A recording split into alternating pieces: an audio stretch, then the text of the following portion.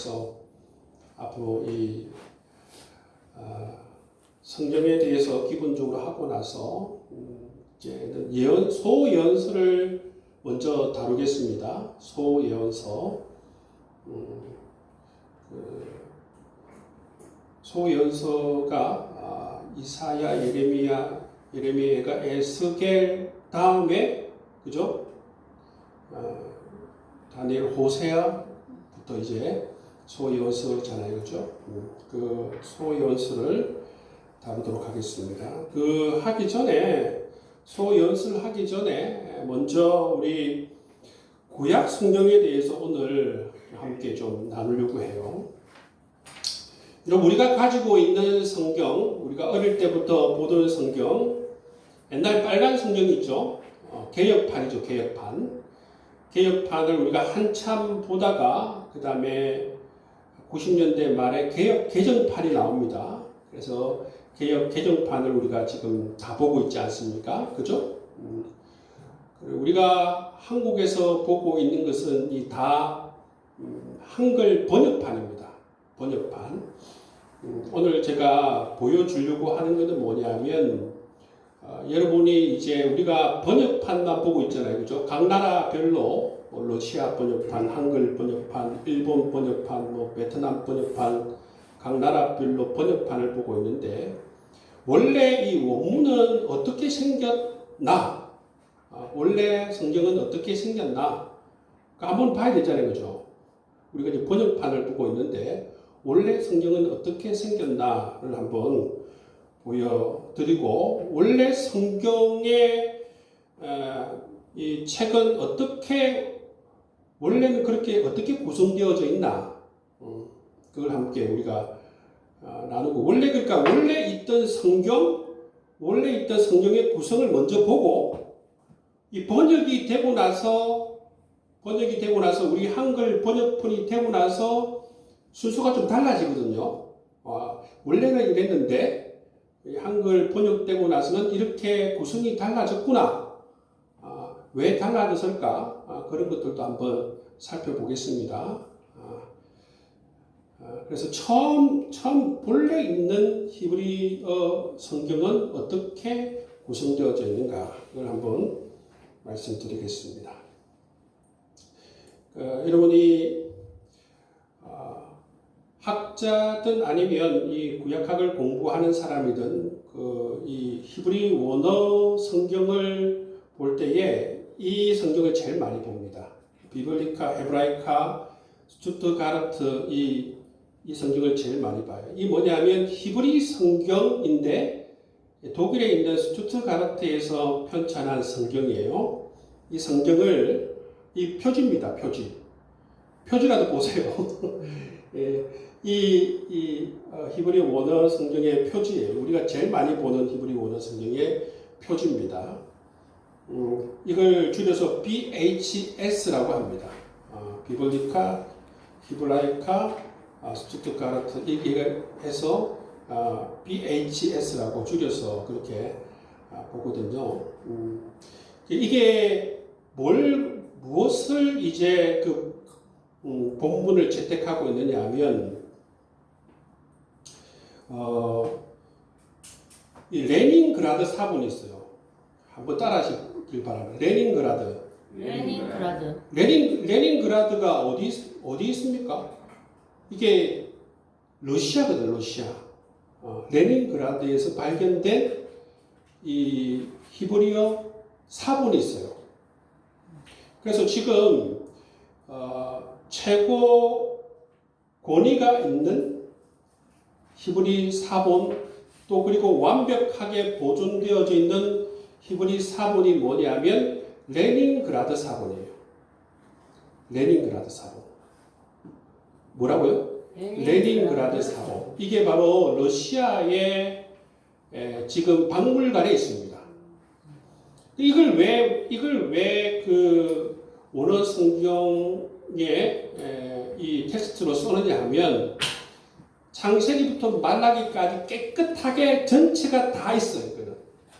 예를 들어서 이거 레닌그라드 사본보다 오래된 사본이 있어요. 뭐 사해 사본이나 뭐 다른 사본들도 있는데, 그 그 사본들은 다 없어요. 어느 부분 있고 어느 부분 없고. 그런데 이 레닌그라드 사본은 창세기부터 말라기까지 다 보존되어져 있기 때문에 이 사본을 히브리 원문 텍스트로 사용하는 것이죠. 그래서 매우 중요한 사본이 원어 사본이죠. 지금 보존되어져 있는 러시아 박물관에 있는 사본이 제일 중요한 원어 성경 가운데 제일 중요한 사본이 바로 레닌그라드 사본입니다.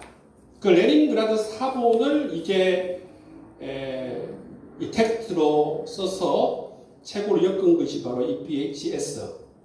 모든 학자들이나 교수들이나 아니면 성사학을 연구하는 사람들은 다 이걸 봅니다. 이걸 봅니다. 자, 그러면 이 구성을 한번 보겠습니다. 제가 나눠준 글 있죠? 한번 보십시오. 보시면 세 가지로 구성되어져 있어요. 첫 번째는 뭐냐면 토라입니다. 토라는 율법을 의미하죠. 그죠? 그래서 여러분 율법서가 있죠. 율법서. 창세기, 출애굽기, 레위기, 민수기, 신명기. 이 5권을 율법서로 하지 않습니까? 그죠? 모세오경 율법서라고 합니다. 그죠? 이거는 똑같죠. 그죠? 우리가 지금 가지고 있는 것과 똑같습니다. 이 모세오경 토라라고 불려지는 율법서는 지금 똑같습니다.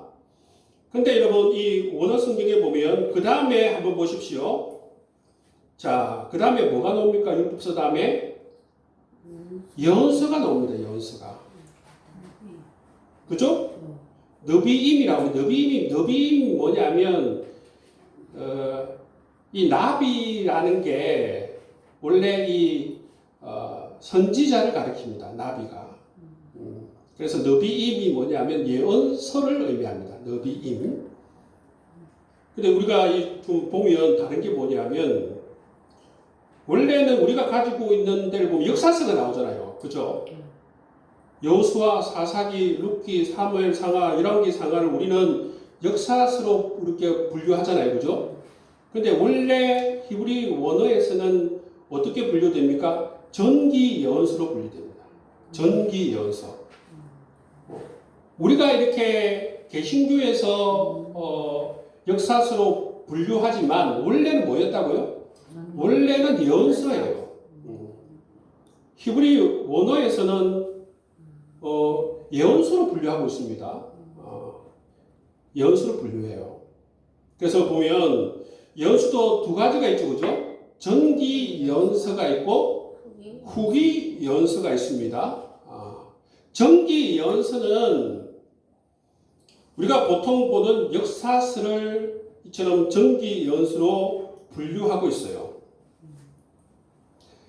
왜 이것을 예언서라고 부르는가? 우리가 분류할 때 역사서라고 부르는데 왜 여러분이 히브리어서는 이것을 예언서라고 불려지는가 하느냐면 하나님께서 쓰신 역사이지만 그 안에 보면 예언적 관점으로 이 역사를 기록했다는 거예요.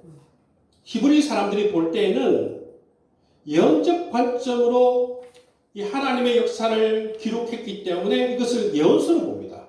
이 사람들은. 그래서 그것을 전기 예언서로 그렇게 분류하고 있어요. 그렇죠? 여호수아, 사사기, 사무엘 상하, 열왕기 상하 이것이 역사를 다루고 있는데 이 역사가 하나님께서 예언적 관점으로 기록한 역사이기 때문에 이것을 예언서라고 그렇게 분류하고 있다. 그리고 여러분 구약이 우리는 총 몇 권이죠? 그죠? 39권이잖아요. 그죠? 그죠? 39, 27 이렇게 되잖아요. 그죠? 구약이 39권, 신약이 27권, 39, 27이죠. 그죠? 근데 원어 성경에는 모두 몇 권입니까? 24권밖에 안 돼요. 24권. 왜 그러냐면 원어 성경에 보면 사무엘 상하를 나누지 않습니다. 사무엘 상하가 한 권의 책입니다. 열왕기 상하도 한 권의 책입니다. 그렇죠? 그리고 후기 연서를 보십시오. 후기 연서를 보면 이사야, 예레미야, 에스겔 또 12소 연서가 있죠. 그죠? 이거는 우리가 보통 연서라고 분류하고 있는 것과 똑같이 분류하고 있죠. 그죠? 맞죠? 이것을 우리도 연서라고 분류하지 않습니까? 그죠? 여기에 들어와 있는 연서는 이 연자는 누구냐면 하나님께 직접 말씀을 받아서 예언한 사람들. 하나님께 직접 말씀을 받아서 예언한 사람들, 이런 사람들을 일컬어서 어떻게 분류하고 있냐면 후기 연수라고 그렇게 분류하고 있어요. 하나님께 직접 말씀을 받아서 예언한 사람들, 이 사람들 후기 연수로 분류하고 있고, 전기 연수는 그것이 역사로 쓰여져 있지만 그 역사가 예언적 관점에서 기록된 역사이기 때문에 그것은 정기 연서라고 그렇게 분류되어져 있습니다. 여기 특이한 게 뭐냐면 두 가지가 있는데 12소 연서 있죠. 호세아부터 말라기. 이것을 우리는 개신교에서는 각각 한 권씩 분류하잖아요. 근데 여기는 다 전체를 한 권으로 쳐요. 호세아부터 말라기까지를 한 권으로 칩니다. 소연서가 13권가 하여튼 있는데 그걸 한 권으로 쳐요. 그게 다릅니다. 또 한 개 빠진 게 있죠. 뭐가 빠졌습니까? 우리가 이 연수로 분류하고 있는 가운데 빠져 있는 게 있어요. 다니엘서가 없습니다. 그죠? 다니엘서가 어디 갔습니까? 저 밑에 보면 성문서에 들어와 있습니다. 성문서에. 성문서의 제일 밑에 보시면 성문서 가운데 역사서 분류에 보시면 다니엘서가 들어와 있어요. 다르죠, 그죠? 다니엘서가 없어요. 왜 그럴까? 아까 후기 연서 이 사람들은 어떤 사람이라고 얘기했습니까? 예언자들이 직접 하나님의 말씀을 받아서 예언한 사람들이 여기 들어간다고 그랬죠.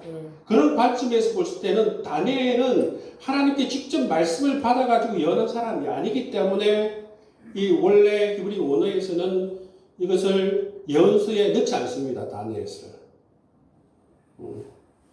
이해가 가세요? 질문하고 싶은 이해가 안 되시는 분들 얘기하세요. 다니엘이 바로 다니엘은 직접 하나님께 말씀을 받아가지고 예언을 한 사람이 아니잖아요, 그죠? 근데 이거 이사야나 예레미야나 에스겔은 직접 하나님으로부터 말씀을 받아가지고 직접 이 말씀을 전하기 때문에 예언서로 분류되고, 다니엘은 어떻습니까? 다니엘은 그 시대의 산인물이잖아요, 그죠? 역사서에 가까운 그러한 내용들을 담고 있어요. 그렇기 때문에 이 후기 연서에 다니엘서가 빠져 있습니다. 그게 좀 다르다는 거죠. 자, 그 다음에 세 번째 영역으로 가면 성문서가 있어요. 성문서가 있는데, 성문서가 의미하는 게 뭐냐면 이 옆에 있잖아요. 케투빔이라는 이게 의미하는 거예요. 기록된 것을 의미합니다. 기록된 것.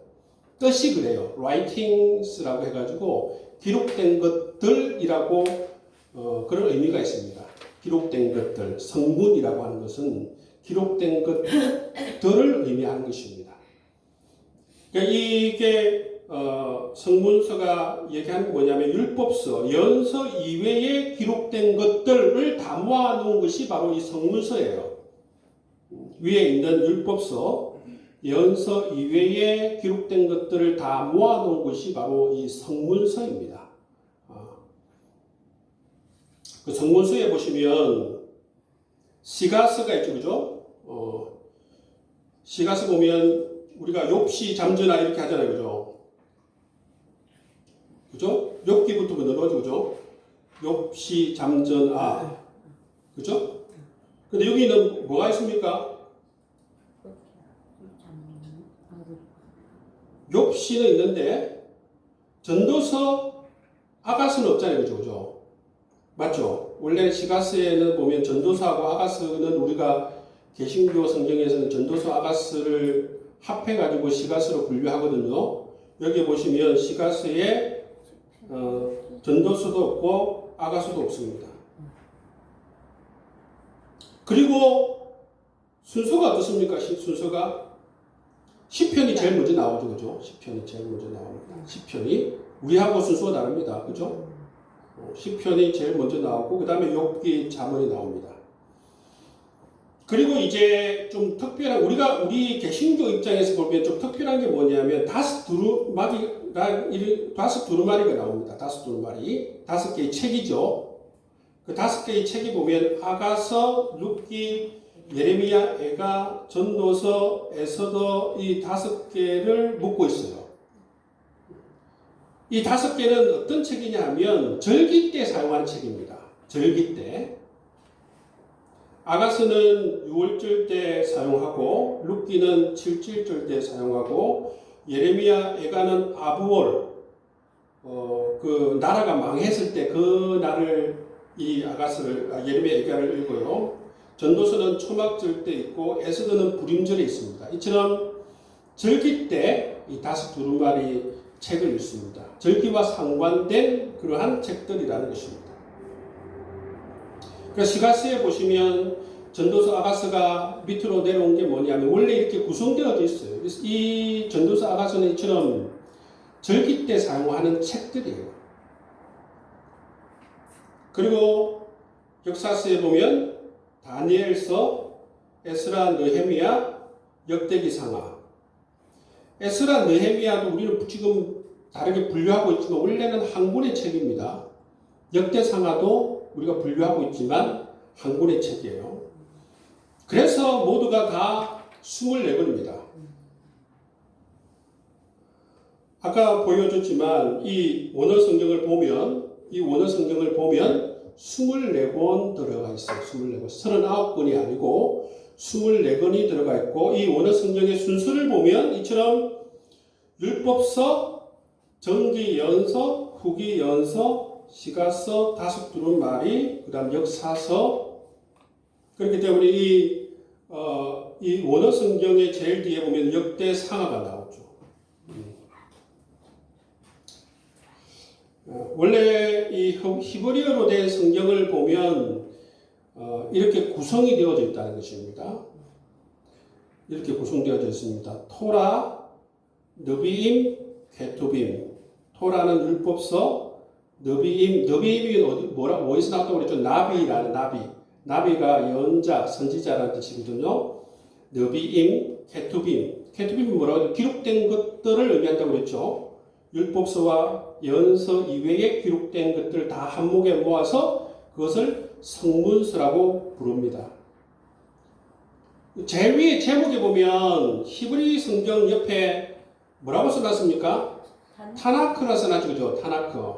타나크가 뭐냐면 토라 할 때 T, 느비임 할 때 N, 케투빔 할 때 이 C, K를 이렇게 해가지고 그걸 읽어서 그냥 줄여서 타나크라고 읽어요. 자, 그 다음에 또 중요한 성경이 있어요. 그 옆에 뭐가 있습니까? 70인역이 있어요. 70인역의 표지를 보여드리겠습니다. 이게 70인역입니다. 70인역 성경의 표지입니다. septuagin트, 이 70인역 성경의 표지입니다. 이게 언제 만들어졌냐면요. 헬라가 고대 근동 지역을 장악하면서 헬라가 이제 이 그리스가 헬라를 사용하잖아요. 그죠?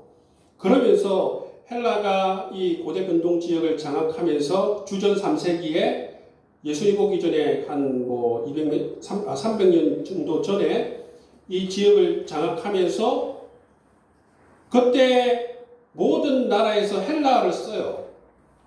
그때 만들어진 성경이 바로 이 70인역입니다. 70인역.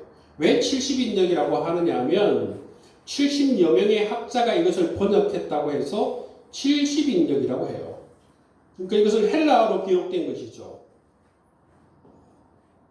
근데 이게 왜 중요한 성경이냐 하면 아까 우리 히브리어 사본 가운데 제일 지금 남아있는 제일 좋은 사본이 레닌그라드 사본이라고 했잖아요. 그죠?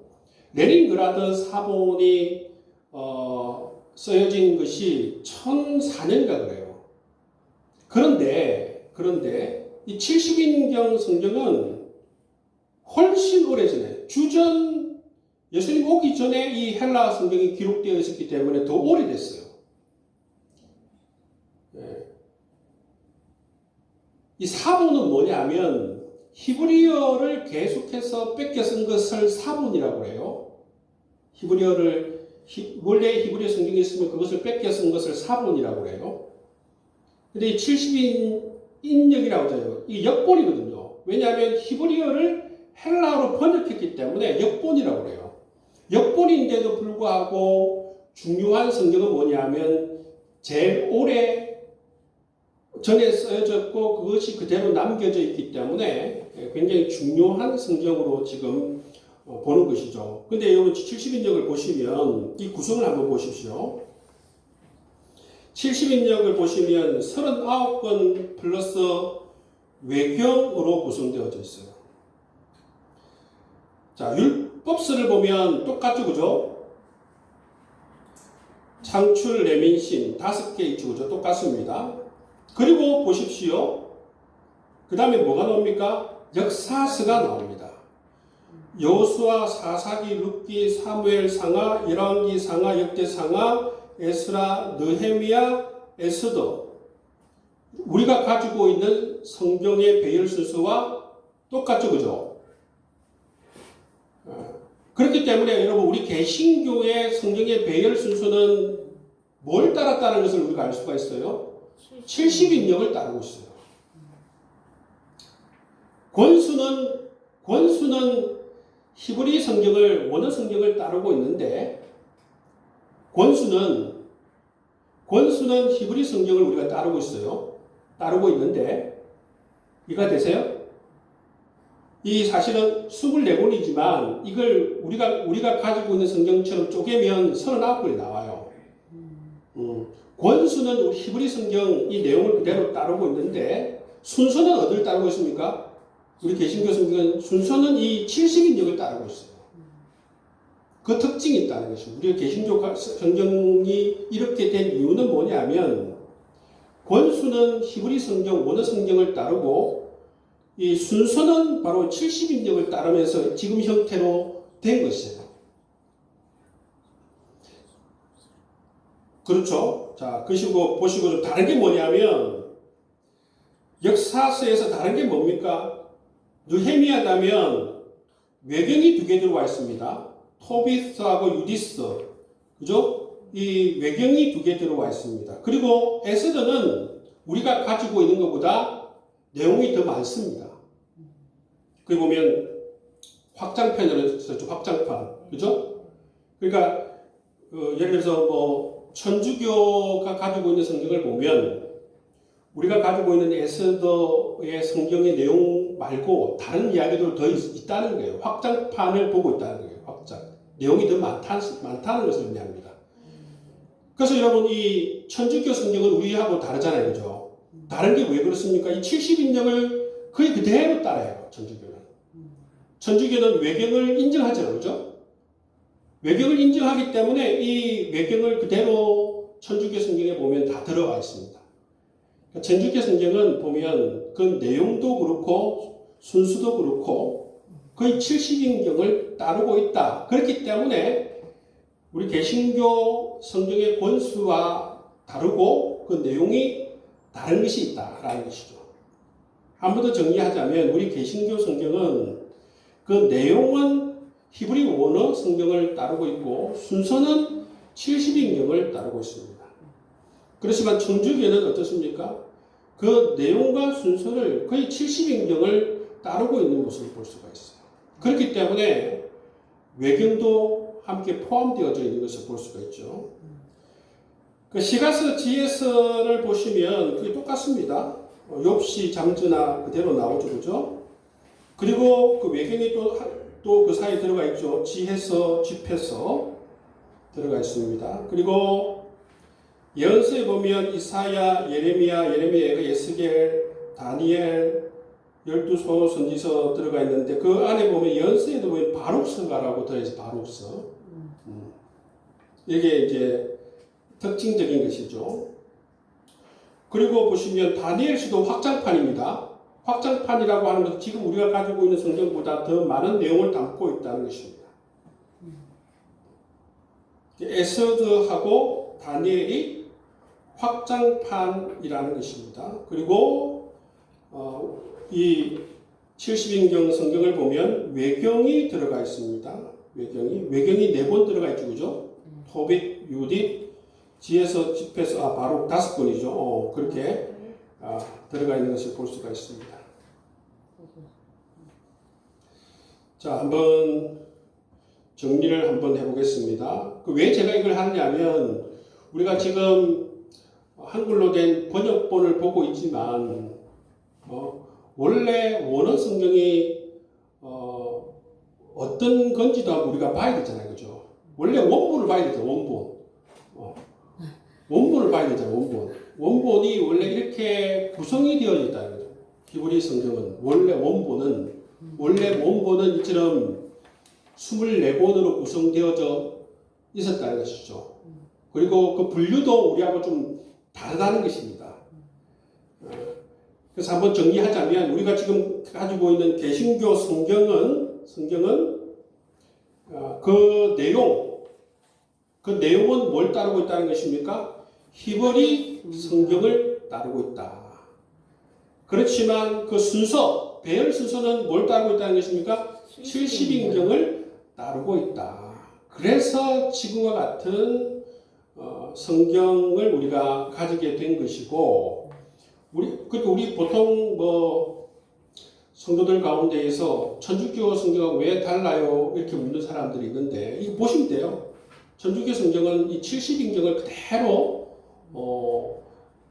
담고 있기 때문에, 그 내용과 순서가 70인경을 담고 있기 때문에 다른 것입니다. 왜냐하면 우리는 히브리 성경을 그 내용을 따르고 있잖아요. 그죠? 그 범위를 따르고 있는데, 천주교 성경은 이처럼 70인경을 따르고 있기 때문에 우리가 하고 가지고 있는 성경의 권수가 다르다는 것입니다. 그것을 제가 한 번은 여러분 한번 이걸 설명해 드려야겠다. 그래서 한번 설명해 드리는 것입니다. 여러분들도 이거 죽고 사는 문제는 아니지만 그래도 원래 성경은 어떤 구성을 가지고 있고 몇 권으로 구성되어져 있고 그걸 알아야만이 여러분처럼 천주교하고 다른 점 또 그런 것들을 좀 우리가 이해할 수 있는 기본이 되기 때문에 제가 설명을 드린 것입니다. 그리고 한 개 더 보여드릴 건 뭐냐면 히브리어가 어떻게 되어져 있는지를 한번 보겠습니다. 히브리어로. 이게 보십시오. 보이나요? 이게 창세기 1장 1절인데요. 한번 따라해보세요. 브레시트. 예. 그러니까 체험 삼아. 히브리 성경, 히브리 글자가 이렇구나. 우리 체험을 해야 하는 게 중요하잖아요, 체험. 히브리 성경을 봤다. 읽어봤다. 그런 차원에서, 그죠? 한번, 브레시트. 바라. 엘로힘. 이게 보시면, 요거는 왼쪽에서 오른쪽으로 쓰는 게 아니에요. 히브리 성경은 오른쪽에서 왼쪽으로 써요. 그렇죠? 브레시트 바라 엘로힘. 브레시트는 뭐냐면 처음에 이걸 우리가 번역할 때 태초에 이렇게 번역하죠, 그죠? 브레시트 처음에 바라가 뭡니까? 창조하다.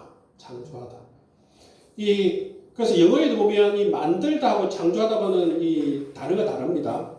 영어에도 보면 creator가 창조하다죠. 만들다는 make를 쓰지 않습니까? 그런 것처럼 이 바라는 창조하다. 그리고 엘로힘. 엘로힘이 바로 하나님이 하나님. 엘로힘. 우리가 하나님을 호칭할 때에 야훼라고 호칭, 여호와로 번역하자 그죠? 여호와라고 우리 하나님을 이름을 이야기할 때도 있지만 또 성경을 보면 엘로힘이라고 표현하고 있어요. 학자들이 연구를 해보니까 이 엘로힘, 그러니까 하나님을 엘로힘으로 자꾸 이 호칭하는 그것을 찾아보니까 북이스라엘이 하나님을 엘로힘이라고 그렇게 부르는 것들을 학자들이 발견했어요. 그래서 이 엘로힘이라고 하죠. 태초에 하나님이 창조하셨다라는 것입니다. 창조하셨다. 보시면 뒤에 보면 엣 하샤마임 한번 따라하시기 바랍니다. 엣 하샤마임. 이게 바로 하늘을 하면 엣이 뭐죠? 어리거든. 무엇을 하샤마임이 하늘입니다. 하늘을 부에트 하아레츠 한번 하시기보다 부에트 하아레츠 아레츠가 이게 땅이에요. 땅.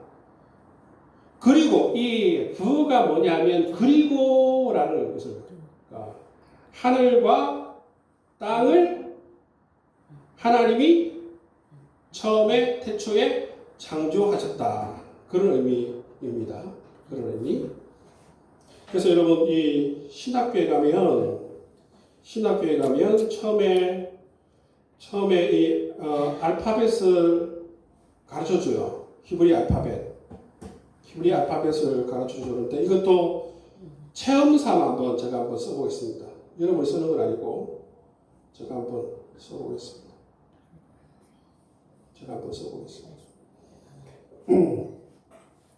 자, 이거 보면 한번 이것도 체험삼아 체험삼아 보십시오.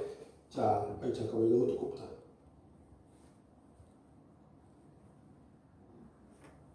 너무 두껍네.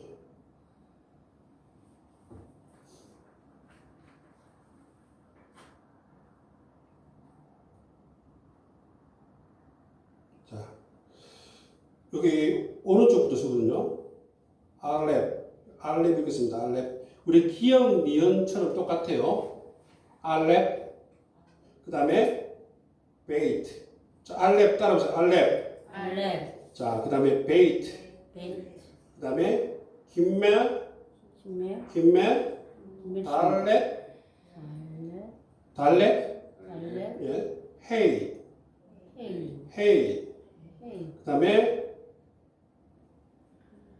그 다음에 헤이. 테이. 자, 잠깐만요. 자.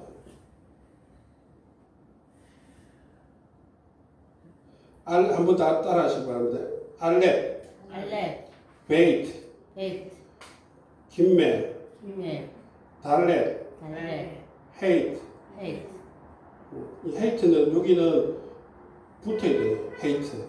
그 다음에 바브.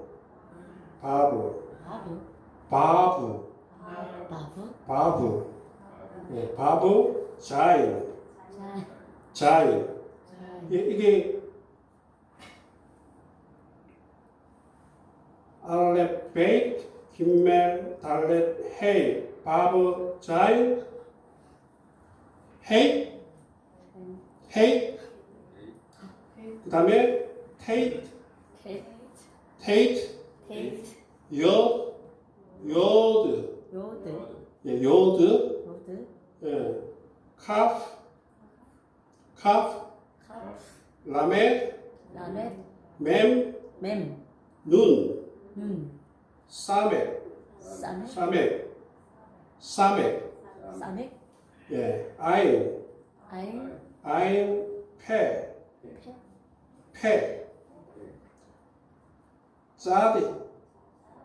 짜디, 콥, 레이시,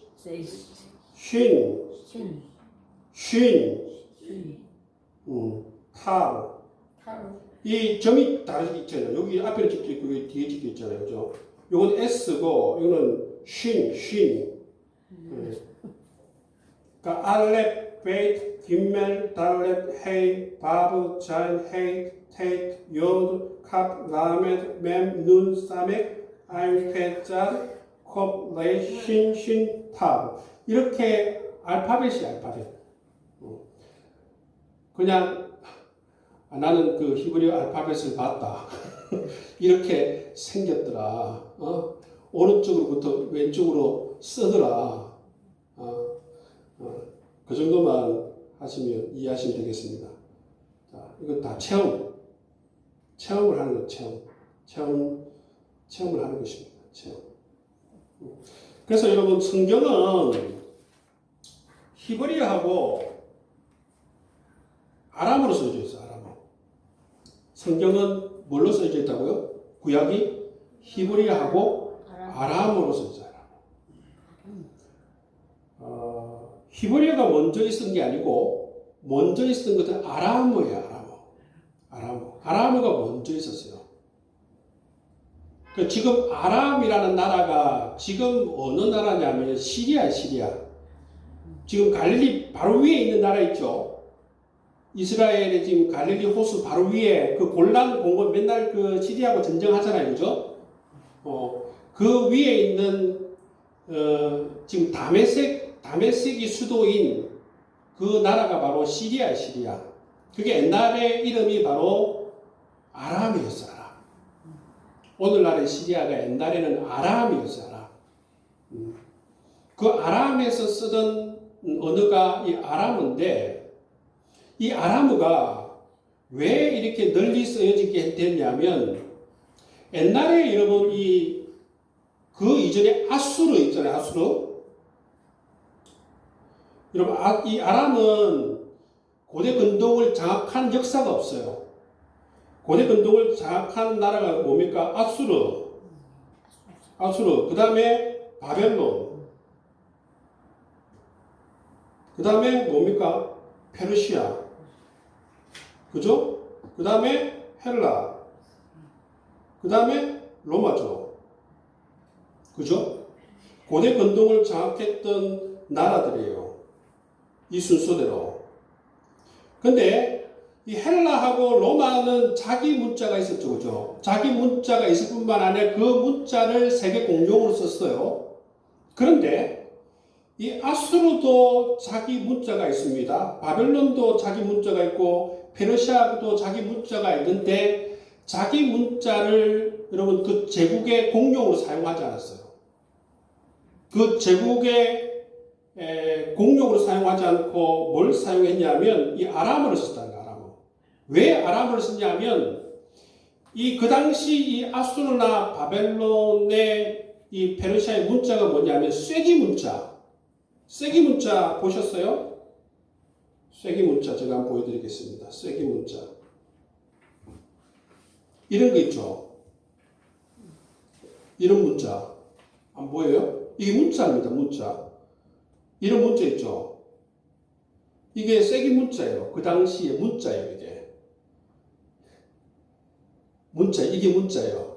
왜 여러분 이처럼 아수르나 바벨론이나 이 페르시아가 이 아람어를 세계 공용으로 사용했냐면 자기들이 가지고 있는 문자가 쐐기 문자이기 때문에 이것은 쓰기도 힘들고, 그죠?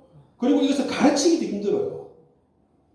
그렇기 때문에 전체적으로 공용으로 사용하기 힘들기 때문에 그 당시 그래도 알파벳식으로 되어져 있는 가장 어떻게 보면 쉽게 전파할 수 있는 아까 이 아람어를 이 세계 공용으로 사용하게 된 계기가 그거예요. 아람어를 제가 아람어하고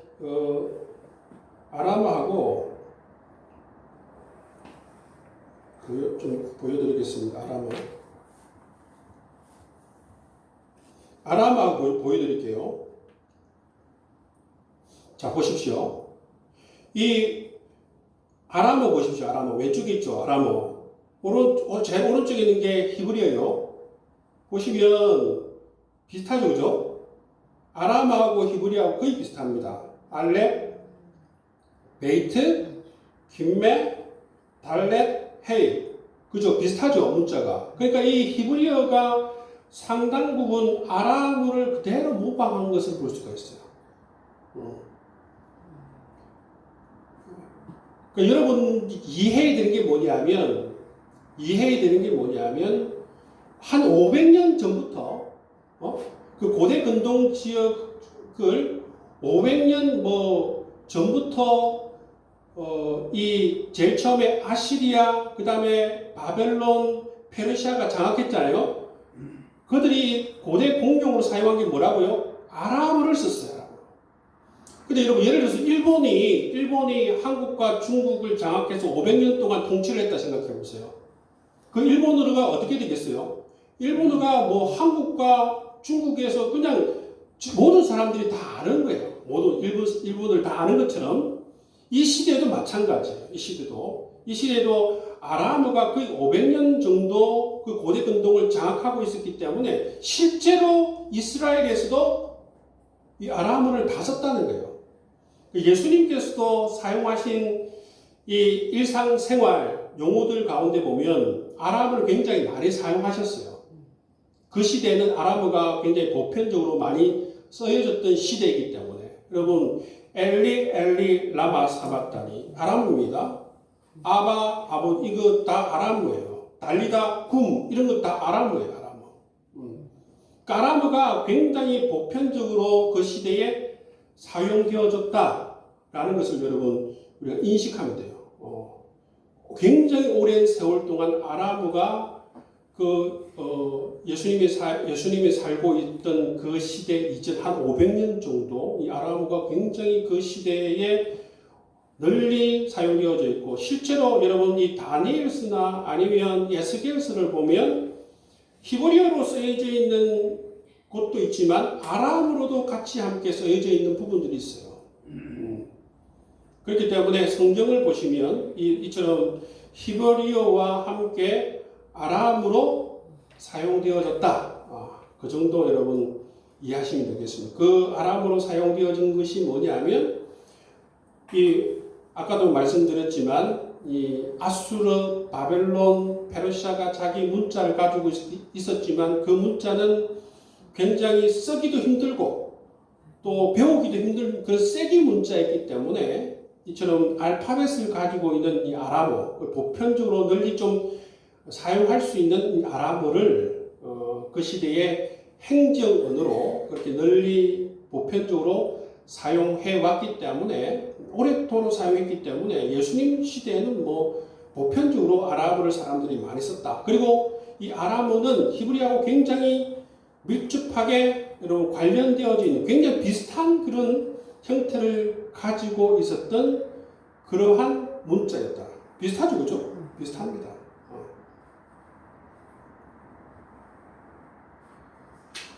자, 그럼 정리를 한번 해보겠습니다. 정리. 복습. 자, 제가 문제를 한번 내볼게요.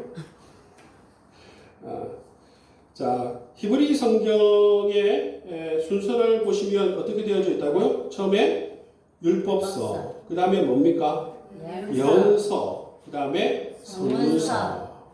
그렇게 구성되어져 있습니다. 히브리 성경은 원래 원문은 모두 몇 권이죠? 24권입니다. 24권. 그리고 그리스가 이 고대 근동 지역을 장악하고 나서 그리스 하면 알렉산더 대왕 있잖아요. 그죠? 그리스가 장악하고 나서 주전 3세기부터 이 헬라어로 70여 명의 학자들이 번역했다고 해서 70인경 성경이다. 70인역이라고 하는 것은 뭐냐면 히브리어를 헬라어로 번역했기 때문에 역본이에요. 역본. 번역본이라는 뜻입니다. 히브리어를 히브리어로 쓴 것은 사본이라고 합니다. 사본. 히브리어를 히브리어로 뺏겨 쓴 건 사본이라고 하고 번역을 한 것은 역본이라고 합니다. 이처럼 히브리어에서 헬라어로 번역했기 때문에 역본이라고 하는 것이죠. 그리고 이 70인역에 보시면 70인역은 39권과 플러스 5권의 외경이 있다고 그죠? 있습니다. 순서를 보시면 우리가 가지고 있는 우리 개신교 성경과 순서는 이 개신교 성경이 질신경의 순서를 따랐다는 것이죠. 따랐다는 것이고 그 내용은 뭘 따랐다는 것입니까? 히브리 성경을 우리는 따랐다. 그렇게 보시면 되겠습니다.